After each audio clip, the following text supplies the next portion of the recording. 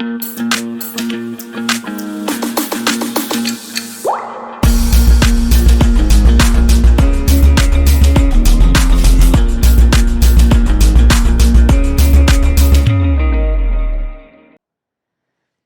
everybody, a very good afternoon to all of you and welcome back to the Layman Way। तो चलिए आज के MCQs का discussion start करते हैं जो करंट अफेयर्स और एक स्टैटिक टॉपिक पे रहता है। और आज हम स्टैटिक टॉपिक में पॉलिटी डिस्कस करेंगे, पॉलिटी के 5 क्वेश्चन डिस्कस करेंगे। तो चलिए जल्दी से आगे बढ़ते हैं। And if you are new to the channel do not forget to like share subscribe and also recommend the lectures to your friends. तो चलिए जल्दी से आगे बढ़ते हैं और आज का पहला क्वेश्चन देखते हैं। That is about Mysuru declaration. तो क्या बोल रहा है क्वेश्चन कि Mysuru declaration recently seen in news relates to. तो न्यूज़ में था ये मैसूरू डिक्लेरेशन ये किससे रिलेट करता है। पहला क्या है, achieving gender parity to create inclusive society. दूसरा है achieving net zero emissions by 2050। तीसरा क्या है, recognise the efforts to promote inclusive and accountable local self governments in delivery of services. और चौथा है holding talks with Taliban at ये एंड नहीं है at global level to ensure peace in Afghanistan. तो भाई मैसूरू डिक्लेरेशन किसके बारे में बताया था बताओ। हमने ये देखा था कि it is about citizen centric services as the heart of recognizing citizen centric services as heart of governance, है ना, ये बताया था ना मैंने पिछले लेक्चर में। तो सिटीजन सेंट्रिक सर्विसेज से रिलेटेड है, मतलब जो लोकल सेल्फ गवर्नमेंट है, जो पंचायत है, उनके एफर्ट्स को हम रिकॉग्नाइज करेंगे ताकि हम जो डिलीवरी ऑफ सर्विसेज है उसको इम्प्रूव कर पाए, है ना, अकाउंटेबिलिटी फिक्स कर पाएँ और इंक्लूसिव बना पाए, है ना। तो आंसर क्या हो जाएगा 3, है ना, आंसर हो गया 3। आगे बढ़ते हैं। SDG urban India index is release by, किसने रिलीज़ करी है ये sustainable development gold urban India index. पहला है नीति आयोग, दूसरा है ministry of housing and urban affairs, तीसरा है मिनिस्ट्री ऑफ होम अफेयर्स, चौथा है मिनिस्ट्री ऑफ रूरल डेवलपमेंट। तो ये रिलीज़ करी है किसने, नीति आयोग ने, है ना, किसने रिलीज़ किया है, नीति आयोग ने। आंसर क्या हो जाएगा 1, है ना। आगे बढ़ते हैं। Which of the following surrounds West Bank. तो हमने आज उसका मैप देखा है पूरा, इसराइल, जॉर्डन और ये सब, लेबन और सीरिया, इजिप्ट, ये सब कहाँ है हमने देखा था ना। तो उसमें हमको बताना है कि वेस्ट बैंक को कौन सराउंड करता है। तो पहला क्या है, इसराइल, दूसरा इजिप्ट, तीसरा सीरिया, जॉर्डन, लेबनन। तो कभी भी ऐसा ऑप्शन आए ना, ऐसे 4-5 ऑप्शन हो, 5 ऑप्शन हो, तो ऑप्शन देख लिया करो। अब ऑप्शन में क्या है 1 2 3, 1 3 4, 1 एंड 3, 2 4 5। अच्छा कोई कॉमन नहीं है, ठीक है चलो। तो देखो वेस्ट बैंक इधर था, है ना, वेस्ट बैंक इधर था, हमको पता है कि यहाँ से इजिप्ट आया था, इजिप्ट से टच करता हुआ इसराइल है इधर, है ना, इसराइल है। और फिर यहाँ पे डेड सी था, हमने देखा था, है ना, यहाँ से टच करता हुआ ये क्या है, जॉर्डन है ना, यहाँ से पूरा ऊपर जॉर्डन है ना, यहाँ भी ये भी जॉर्डन ही है, ठीक है। तो वेस्ट बैंक किसके बीच में, इसराइल और जॉर्डन के बीच में, है ना। क्या क्या बोल रहा है इसमें, 1 है 4 है, ये दोनों तो हैं ही। 1 और 4 कहाँ कहाँ पर है, ऑप्शन गलत हैं इसके। इजिप्ट, इजिप्ट तो नहीं है, सीरिया भी नहीं है और लेबनन भी नहीं है। आंसर है 1 एंड 4 बट ऑप्शन में नहीं है। दिस इज़ 1 एंड 4, इसको आप कर लेना 1 एंड 4, है ना। तो आंसर इसका है 1 एंड 4। ग्रेस मार्क्स दे देना क्योंकि ऑप्शन गलत है ना। बट इसका आंसर खुद से करो, है ना, 1 एंड 4 है इसका आंसर, क्योंकि इसराइल और जॉर्डन से ही टच करता है ना बस वेस्ट बैंक, और कोई नहीं सराउंड करती है, सीरिया वीरिया नहीं करती है। तो 1 एंड 4 आंसर है इसका।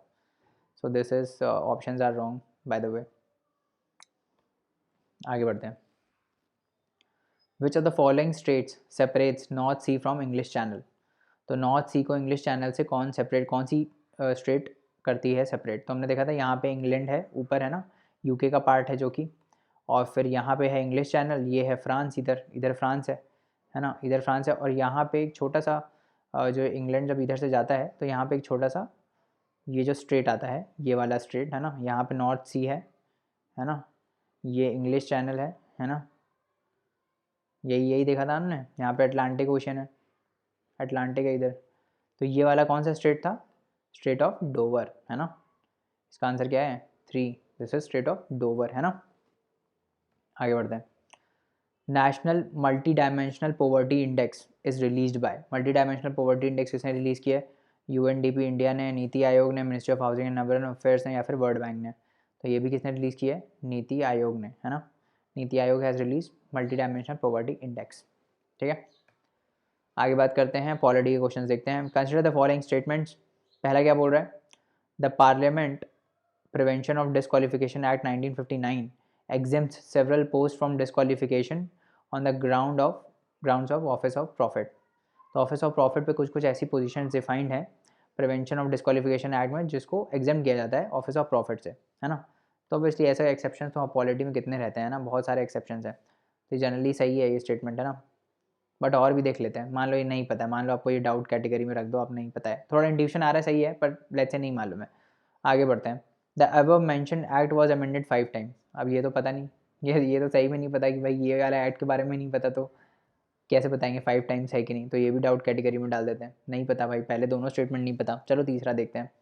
The term office of profit is well defined in the constitution of India. अब ये तो अगर आप जब लक्ष्मीकांत पढ़ते हो, ये तो साफ साफ लिखा हुआ है कि ये वेल डिफाइंड नहीं है, है ना। It is not well defined in the constitution. उसमें बस ये लिखा हुआ है कि यार मतलब ये अगर ऑफिस ऑफ प्रॉफिट में ये पोजीशन है तो ऑफिस ऑफ प्रॉफिट के अंडर आपको डिस्क्वालीफाई किया जाएगा। जो डिस्क्वालिफिकेशन के रूल्स हैं 102 और 191 में, है ना। 102 में एमपीज़ के डिस्क्वालिफिकेशन की बात होती है, 191 में एमएलएस के डिस्क्वालिफिकेशन की बात होती है ना।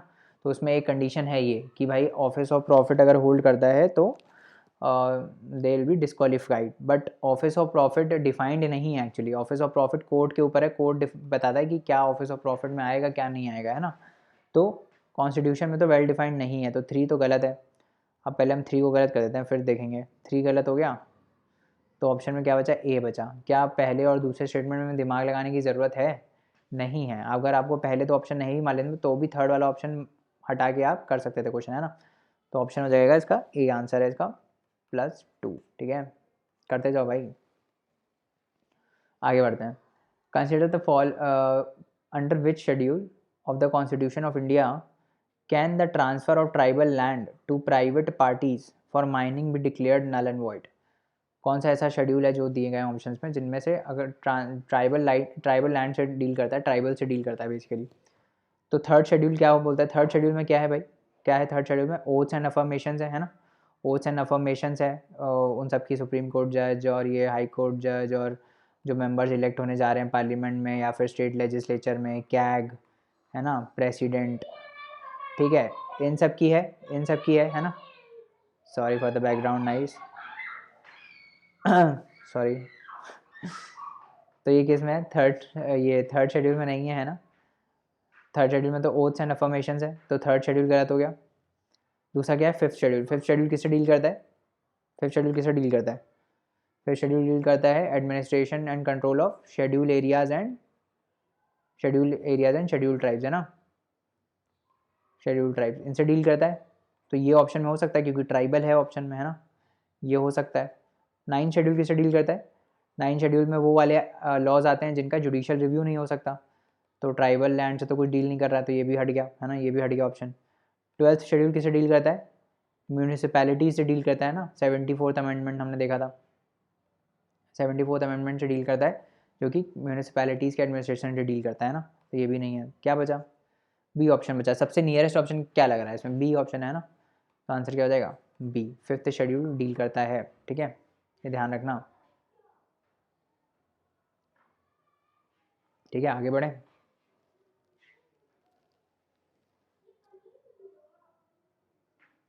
क्या बोल रहे हैं, consider the following statements about particularly vulnerable tribal groups. PVTG से रिलेट करती हुई कौन सी ये स्टेटमेंट सही है। पहला क्या है, PVTGs reside in 18 states and 1 union territory. पता नहीं, देखते हैं, आगे बढ़ते हैं। अ स्टैगनेंट और declining population is one of the criteria for determining PVTGs. तो ये तो होगा ही डिक्लाइनिंग पॉपुलेशन, क्योंकि देखो वनरेबल है ना, नाम में क्या लिखा है, particularly vulnerable tribal groups. Tribal वैसे ही कम पॉपुलेशन में, और भी वैसे ग्रुप जो वनरेबल हैं तो उनकी तो पॉपुलेशन डिक्रीज हो ही रही होगी, इसीलिए वनरेबल है। तो 2 तो सही है, 2 सही है अगर, तो ये वाला ऑप्शन एलिमिनेट हो गया ना, ये ऑप्शन एलिमिनेट हो गया। अब आगे बढ़ते हैं। There are 92 PVTGs officially notified in the country so far. Okay, तो भाई देखो 92 नहीं है, 75 है। बट ये अगर नहीं मालूम है तो आगे करके देखते हैं। Irula and Konda Reddi tribes are included in the list of PVTGs. तो ये पता होना चाहिए, न्यूज़ में है, ये न्यूज़ में रहता है। 75 पीवीटीजीज हैं, तो third is wrong, third wrong हो जाता है, तो आंसर आ जाएगा सी, है ना।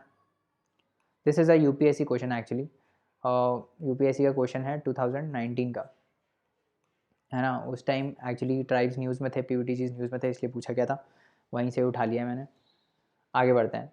With reference to legislative assembly of a state in India consider the following statements.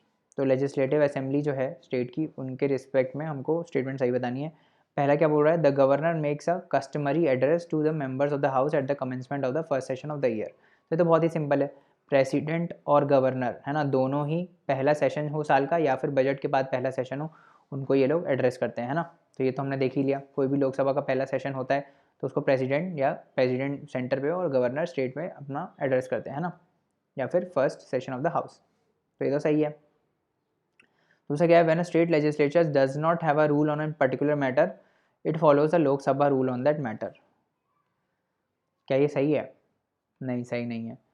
Article कौन से में लिखा हुआ है, 178 में लिखा हुआ है, आर्टिकल है जिसमें ये लिखा हुआ है, ये बताया गया है कि अगर कोई लॉ नहीं है, अगर कोई रूल नहीं बना हुआ है, तो जो इंडिपेंडेंस से पहले रूल था, जो चीज़ चल रही थी, है ना, वही वाला रूल कंटिन्यू होगा। तो ऐसा कुछ नहीं दिया गया है कि आप लोकसभा का रूल फॉलो करो, जो उससे पहले उस पर्टिकुलर लेजिस्लेशन के लिए रूल चल रहा था वही एप्लीकेबल होगा, ठीक है, अगर कोई रूल पर्टिकुलर स्टेट लेजिस्लेचर का उसमें नहीं है।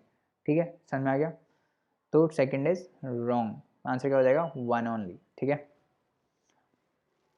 आगे बढ़ते हैं। Which article of the constitution of India safeguards one's right to marry the person of one's choice. तो ये बहुत ही सिंपल है, राइट टू मैरी किस में आता है, राइट टू लाइफ में, है ना, right to life and personal liberty, right to life में ही तो आएगा राइट टू मैरी। तो किस क्या हो जाएगा, article 21। Article 19 freedom of speech से डील करता है, right to freedom of speech and expression, है ना। बाकी सारे तो ये तो नीचे हैं, कल्चरल एंड ये कल्चरल एंड माइनॉरिटी के राइट्स हैं ना, एजुकेशनल इंस्टीट्यूशन वाले, एनी सेक्शन ऑफ सिटीजन्स, ठीक है, उससे डील करता है। तो ये सब तो है ही नहीं, ये रिलीजन से डील करता है। तो मैरी किस में आएगा, बी से, है ना, इसमें आएगा आर्टिकल 21 में। आंसर क्या हो गया आंसर हो गया बी, है ना। तो ये हो गए गाइज हमारे आज के एमसीक्यूज़। नीचे स्कोर बताना, ग्रेस मार्क्स +2 मिल चुके हैं आपको, है ना, बाकी स्कोर बताना कितना आ रहा है ना। So thank you so much, अगले लेक्चर में मिलते हैं, तब तक के लिए you can log on to www.thelaymanway.com। Please leave us a review and explore our YouTube. Thank you so much guys, अगले लेक्चर में मिलते हैं और तब तक पढ़ते रहिए। Have a very good weekend, bye bye.